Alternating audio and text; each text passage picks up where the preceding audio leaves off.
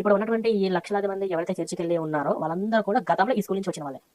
ఇప్పుడు చాలా మంది కూడా ఇప్పుడు వాళ్ళు మనం మార్చలేము. వాళ్ళ స్కూల్ డేస్ నుంచే వాళ్ళ బ్రెయిన్‌లో యేసు, యేసు, యేసు బైబిల్ అని చెప్పేసి బాగా పాయిజన్ ఎక్కించేశారు. వాళ్ళు బయటికి తీసుకురావడం కూడా చాలా కష్టం. ఇప్పుడు వాళ్ళ కొడుకులు, వాళ్ళ పిల్లలు యంగ్ జనరేషన్‌ని వాళ్ళు ఒకవేళ బాగా చదువుకొని ఎడ్యుకేటెడ్ అయితే వాళ్ళని బయటికి తీసుకురావచ్చు. కానీ వీళ్ళని తీసుకురాలేమనమాట. కాబట్టి ఈ మిషనరీ స్కూల్స్ ఏవైతే ఉన్నాయో ఇవన్నీ కూడా ఇక్కడ ఈ దేశంలో క్రైస్తవ మెజారిటీ పెంచడానికి కానీ, హిందుత్వాన్ని లేకుండా చేయడానికి కానీ వాళ్ళు వేసుకున్న విదేశీ కుట్ర ఇది. ఎవరిని పడితే వాళ్ళని ఇంటర్వ్యూ చేస్తే ఇలాగే ఉంటుంది. మిడిమిడి జ్ఞానంతో తెలిసి తెలియని మాటలు మాట్లాడుతుంటారు.